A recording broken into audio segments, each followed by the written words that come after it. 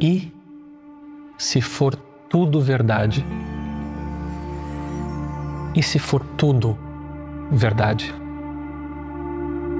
E se todas essas velhas histórias que você sempre achou que era uma coisa meio conto de fadas, meio historinha para boi dormir, enfim, tudo aquilo que você passou a vida inteira achando que era mentira. E se for tudo verdade? Eu sei que é difícil de acreditar. Depois de todas as descobertas da ciência, todos os avanços tecnológicos dos últimos séculos, o avião, o ar-condicionado, o shampoo 2 em 1, ficou complicado levar essas coisas a sério, né? Ficou muito na cara que Deus é apenas uma muleta que as pessoas usam porque não aguentam a realidade da vida. A realidade de que nós estamos sozinhos no universo. Que a vida não tem sentido. Que depois da morte não tem mais nada. Só tem um problema. E se for tudo verdade? E se existir mesmo um final feliz? Evangelho significa boa notícia. E essa é a boa notícia do cristianismo.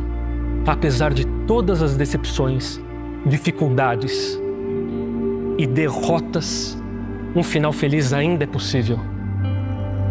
Essa boa notícia chegou até nós numa noite fria, em que um casal, humilde, numa terra distante, batia de porta em porta, procurando abrigo sem encontrar, tendo que passar a noite numa gruta.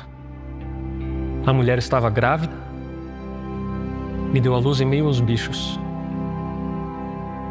E o nascimento daquela criança foi um evento tão importante, com um sentido tão maravilhoso que nós continuamos comemorando até hoje, 2024 anos depois, como estamos fazendo nesse exato momento.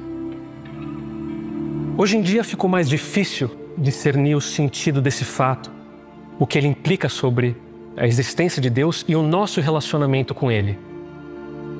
Infelizmente, hoje é comum imaginar Deus como um faz-tudo cósmico, o tal velho numa nuvem, barbudo, com quem a gente teria um contrato. E Ele se compromete a nos ajudar e a nos proteger, e em troca nós acreditamos, obedecemos e rezamos para Ele. Mas a coisa é bem mais sutil e é bem mais séria do que isso. Quem diz Deus existe, está dizendo, na verdade, as coisas fazem sentido. As coisas não surgiram do acaso.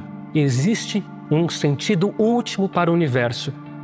Quem diz Deus não existe, está dizendo, na verdade, as coisas não fazem sentido. As coisas surgiram do acaso. Não existe um sentido último para o universo. Essa não é uma questão trivial.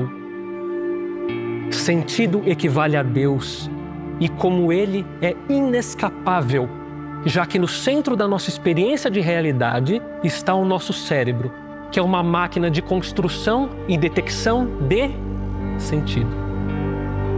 Deus é inescapável porque o sentido é inescapável. Essa é uma questão literalmente de vida ou morte. As pessoas se matam quando suas vidas perdem o sentido. E no sentido contrário, na Segunda Guerra Mundial, o psicoterapeuta Viktor Frankl percebeu que eram justamente as pessoas que enxergavam algum sentido no sofrimento que desenvolviam uma estranha força para lidar com o horror dos campos de concentração nazista. O universo está repleto de sentido, como podemos ver em inúmeros processos que acontecem na natureza. A aranha tecendo sua teia, os padrões de cor que afastam os predadores, o canto de acasalamento dos pássaros, as plantas que seguem o sol e sua jornada pelo céu e o próprio código de DNA sem o qual não haveria vida.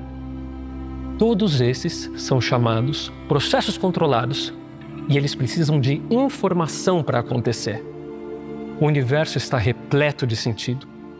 O universo está repleto de Deus. o universo conversa consigo mesmo o tempo inteiro. Os céus declaram a glória de Deus, o firmamento proclama a obra das suas mãos. Um dia fala disso a outro dia. Uma noite o revela a outra noite. Sem discurso nem palavras, não se ouve a sua voz, mas a sua voz ressoa por toda a terra e as suas palavras até os confins do mundo. Em grego, o termo para sentido ou razão, que também significa palavra ou verbo, é logos. E é por isso que o Evangelho de São João começa com: no princípio era o verbo, porque Deus é o princípio de razão, de sentido do universo. Se o universo está cheio de sentido, acreditar em Deus é razoável. Sempre foi razoável, sempre será razoável. Aí, alguém pode se perguntar: se Deus quer que a gente acredite nele, por que não fez as coisas de um jeito que fosse possível testar e comprovar cientificamente, preto no branco, tintim por tintim? Bom, o cristianismo diz que Deus é nosso Pai. Agora, imagine que um pai ou mãe que ama muito seu filho comprou um presente para ele e diz à criança que se ela comer todos os legumes que só fazem bem, o pai dará o presente a ele. Só que então, o filho diz que quer ver o recibo da compra do presente para ver se acredita ou não no pai. Espero que você consiga perceber o problema aqui. Não seria melhor se o filho confiasse no pai? Confiança é o cimento, é a cola que une e faz funcionar todos os relacionamentos. Sem confiança, nenhum relacionamento, nenhuma família, nenhuma sociedade pode funcionar. Confiança que é um sinal de que naquele relacionamento existe aquilo que é fundamental na nossa existência, sem o qual a vida não vale a pena: o amor. Onde há amor, há confiança. Onde há confiança, há amor. E se for tudo verdade? Será que não vale a pena confiar? Com vocês. Mas eu queria avisar que ninguém aqui espera que alguém passe a acreditar em Deus por conta desses argumentos. Mais do que uma crença, Deus é uma vivência, é uma experiência pessoal e intransferível pela qual cada um de nós deve passar para poder conhecer. Mais do que acreditar, o cristão ama Deus. Imagine se eu chegasse para você, apontasse uma pessoa e dissesse: ame aquela pessoa ali agora por conta disso, disso, disso, disso. Não faz sentido, né? A relação que o cristão tem com Deus, antes de ser uma relação de crença e confiança, é uma relação de amor. E o amor não pode ser forçado e nem causado por argumentação. O amor surge da convivência. É só quando as pessoas podem passar algum tempo juntas, descobrindo o seu jeito de ser, as facetas de personalidade, que o sentimento amoroso vai surgindo. Esse é um fenômeno misterioso que obedece a regras que não dominamos, mas quando ele aparece, é inegável. Da mesma forma é a fé, que misteriosamente surge no coração humano, vindo aparentemente do nada, contra todas as evidências em contrário da nossa experiência materialista, como Jesus surgindo no ventre de uma virgem. Quando Jesus compara o reino de Deus e a fé a um grão de mostarda, ajuda a ter em mente o tamanho desse grão.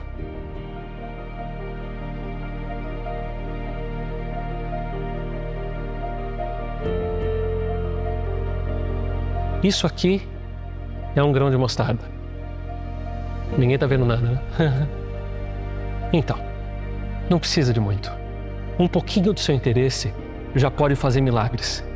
É como dizem, quando você começa a procurar por Deus, Deus começa a procurar por você. Esse interesse, pequeno e humilde, feito um grão de mostarda, é o fermento que pode fazer crescer a massa. É a brasa que, se soprada, pode virar fogo, mas você precisa soprar. vai ter que haver algum esforço. Como bem sabe quem frequenta a academia, bons resultados exigem esforço. Quando fazemos exercícios na academia, a trajetória dos ferros vai num sentido, mas para fortalecer seus músculos você os empurra forçando-os para o sentido contrário. O resultado, seus músculos aumentam e ficam mais fortes. Na vida espiritual é a mesma coisa. Nossos desejos apontam no sentido, mas para fortalecer nosso espírito, nós resistimos. Dizemos não à tentação e orientamos nossa vontade para outro sentido. Como bem sabe qualquer um que frequenta a academia, exercício dói, exercício cansa, não é fácil e é bem doloroso. Mas considere o seguinte: quando você entra numa academia, o instrutor lhe diz que, para obter melhores resultados, é necessário controlar o apetite, evitar certos tipos de comida e por aí vai. Além disso, você também terá de fazer uma série de exercícios dolorosos e cansativos. Essa é a disciplina necessária para ficar com um corpo saudável. Quem procura academia o faz porque quer mudar de vida, de hábitos, tornar-se uma pessoa fisicamente mais saudável, sabendo que isso vem à custa de diversos sacrifícios. Quem procura o cristianismo o faz porque quer mudar de vida, de hábitos, tornar-se uma pessoa espiritualmente mais saudável, sabendo que isso vem à custa de diversos sacrifícios. Na religião, a prática da autodisciplina se chama ascese, que significa exercício, treinamento. Agora, por que se dá esse trabalho? Por que abrir mão de tanta coisa que a gente gosta? Bom, se a realidade espiritual realmente não existir, se Deus não existir, realmente não faz sentido. Mas, e se for tudo verdade? E se ao realizar as práticas da vida espiritual, você percebeu uma mudança na sua vida? O surgimento desse sentimento por Deus em que a fé se confunde com o amor. No exemplo dos santos, dos sacerdotes, pastores e de milhões de fiéis, vemos a evidência abundante do milagre da fé. É possível. Talvez seja isso que Deus queira. Apenas uma pequena chance, pequena, feito um grão de mostarda, para Ele mostrar o que Ele pode fazer na sua vida. Uma pequena chance é tudo de que Ele precisa.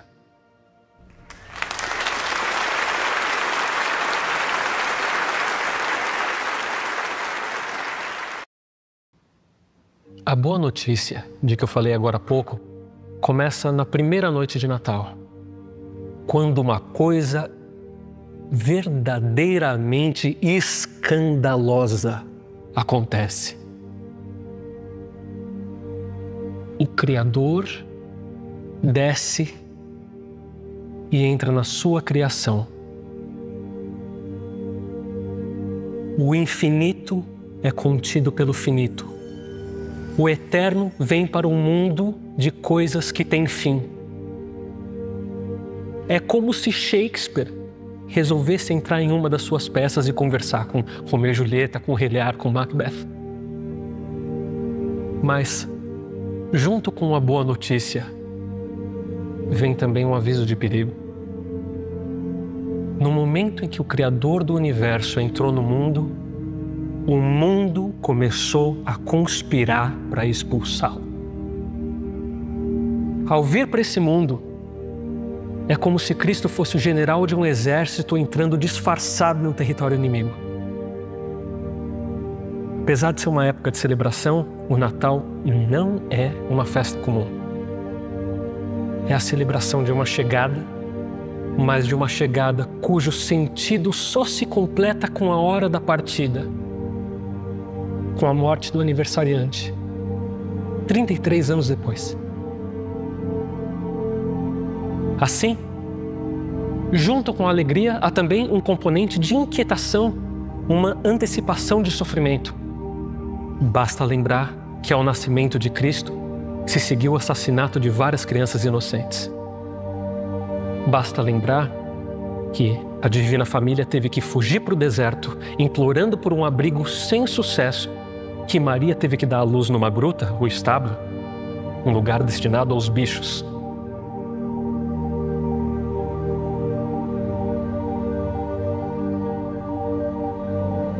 toda mãe gosta de ouvir elogios ao filho recém-nascido. O que Maria ouviu de Simeão foi: uma espada vai atravessar seu coração. De fato, algo novo na história da religião estava acontecendo ali. De todos os deuses e entidades sobrenaturais que o mundo conhecia e adorava, esse novo Deus tinha algo de diferente. Em vez de um príncipe todo-poderoso, em uma corte celeste, onde astros e animais se misturavam, gerando estranhas e assustadoras criaturas, agora o que aparecia era uma criança, frágil e indefesa, surgindo na terra como um bebezinho, dentro de uma família humana, pobre e humilde. Ao contrário das antigas divindades, esse é um Deus que entende sofrimento, pois ele também sofreu como nós e mais do que a maioria de nós jamais vai sofrer. É por isso que o nascimento de Cristo traz junto com a alegria a angústia. Aquele que, tendo criado o universo, tinha direito a toda a pompa, a toda ostentação, a adoração de todos, toda obediência, todo conforto. Em vez disso, foi ridicularizado e incompreendido. Foi cuspido e espancado, às vezes sem ter onde repousar a cabeça. E no fim da vida, sozinho e humilhado, ele se viu abandonado por aqueles que tinham se chamado de seus amigos. Mais que Deus triste seria Cristo se a história acabasse aí. Mas tem mais. No testemunho de milhões de pessoas do mundo inteiro, ouvimos como no momento de maior sofrimento, de maior angústia e privação, o cristianismo surgiu. Não impedindo o sofrimento, algo impossível nessa nossa pobre vida humana, mas transformando o sofrimento em ponto de partida para um novo recomeço. Pois cada um de nós é capaz de coisas grandiosas se soubermos usar o sofrimento como combustível. Cristo tomou a vitória das garras da morte e transformou a derrota em triunfo para realizar na vida humana o paradoxo do grão de trigo que deve morrer para dar frutos. Ele realizou esse ato prodigioso primeiro e nos mostrou como cada um de nós pode fazer o mesmo se tivermos a humildade, a coragem para aguentar o sofrimento. Existe um simbolismo operando na história dos Reis Magos que nos diz que apenas 2 tipos de pessoa reconheceram o que tinha acontecido naquela noite de Natal. Apenas 2 classes de pessoas buscaram o menino Jesus. Um tipo foram os pastores, pessoas humildes, simples, que sabiam que não sabiam de nada. O outro tipo foram os Reis Magos, pessoas sábias, pessoas que sabiam que não sabiam de tudo. E essas são as 2 benditas ignorâncias que permitem a esses 2 tipos de pessoas seguirem a estrela de Natal até Jesus. Infelizmente, as pessoas que têm alguma instrução e se agarram nisso como se fosse tudo que importa, essas não têm como entender e aceitar o que aconteceu. Nesse Natal, o Rei do Universo mais uma vez chama os verdadeiramente simples e os verdadeiramente sábios, usando sua estrela como um farol para nos guiar até seu local de nascimento e ali nos convidar a fazer parte da sua família, para que nos tornemos mais humanos junto com Ele nos momentos de sofrimento e nos momentos de glória.